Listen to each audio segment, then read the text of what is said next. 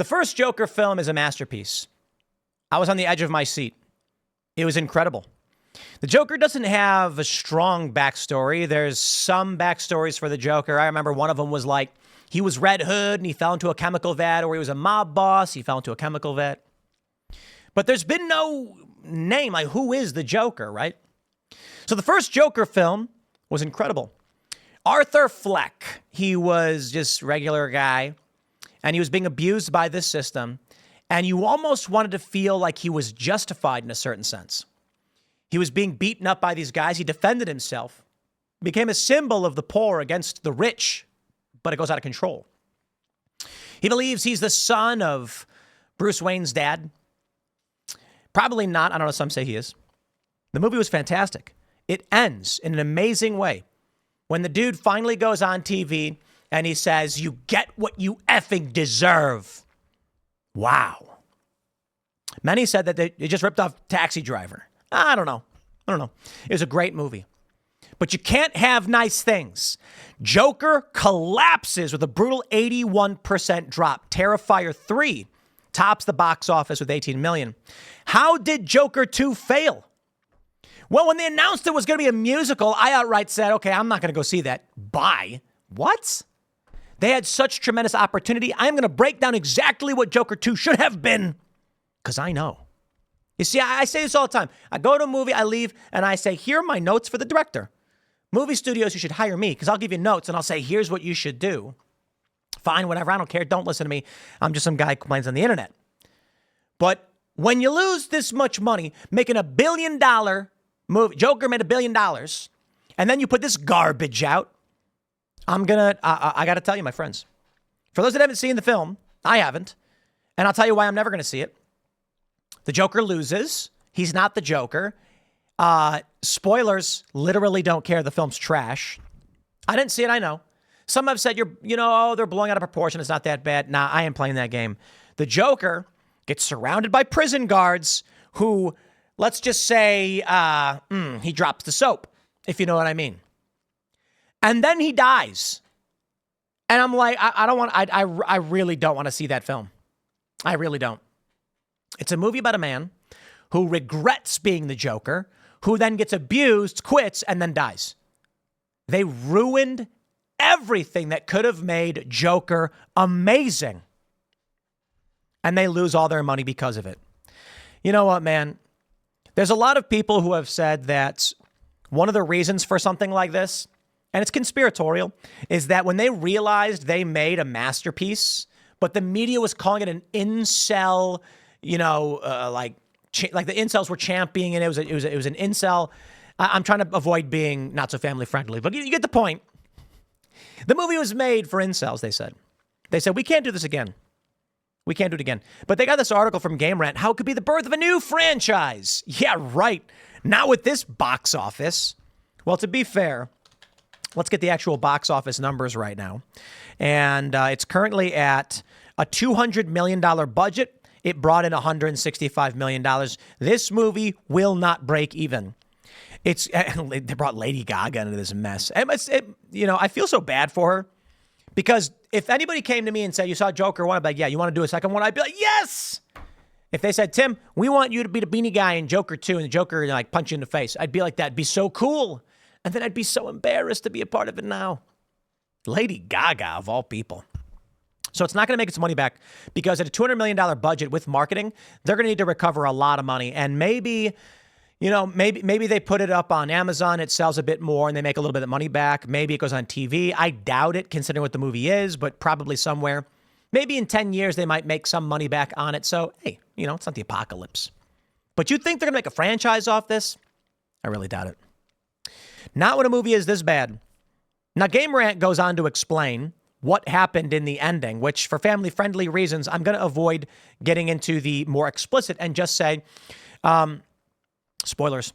So what they say is that he's on trial, puts on his makeup, sings or whatever, accuses prison guards of being bad people. So when they bring him back to the prison, they bring him in the room, take his pants, have him drop the soap.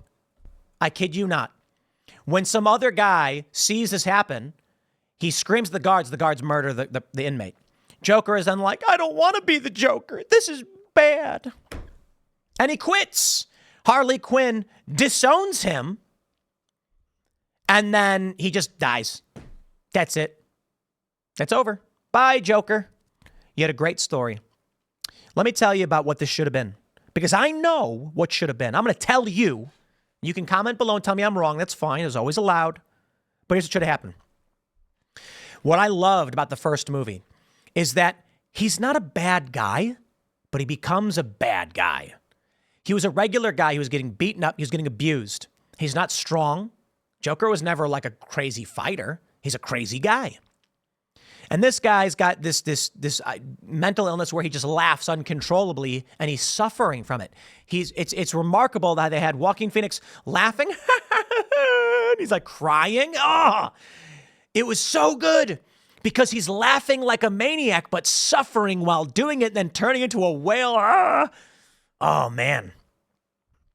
These Wall Street guys abuse him. He defends himself. He becomes a hero to the downtrodden who are protesting inequality and harsh conditions and crime and all of these things.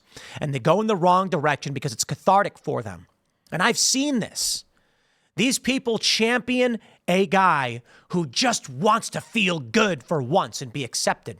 So when he goes, Murray, and he says, you get what you effing deserve, we all felt that. This guy he's like, what do you get when you take a mentally ill man? What an amazing, here's how it could have gone. You know, I watched the Batman stuff when I'm a kid, and I wonder, how does Joker have henchmen? That makes no sense. Even in The Dark Knight, which was great with Christian Bale, how does this guy have henchmen? He torches a bunch of money. And he says, it's not about the money, it's about sending a message. Who's going to work for you, dude? They want to buy stuff. How do you have all these ideologues just destroying everything? Joker nailed it. Ideology. When this dude became famous for killing these guys in the subway, and then for killing the late night talk show host with that line, you get what you have to deserve, all of these people outside and on the streets saw in him righteous vengeance and indignation. And so they rally behind him. This is how he has henchmen. And he's not a well thought out guy. He's not thinking about what his plans are. He's just laughing and reveling in the attention. Finally, for once, they're paying attention to him. They're laughing and having a good time. And he wanted to be a comedian. Joker 2 had an opportunity, but they burned it all down. Should have started with him in jail, where it ended. And then he refuses to give up being the Joker because for once, everyone sees him. And now they're laughing. He meets Harley Quinn, as the story goes. In, I believe it was an animated series, she's working in the institution. She falls for him. It should have been that this guy breaks out and he wants to embrace what made him the Joker. He wants to one-up himself. But this time, there are bands of people begging for some kind of retribution against a system that they hate. And so they follow this crazy guy, and they know. And then you ask yourself, how does the Joker have henchmen?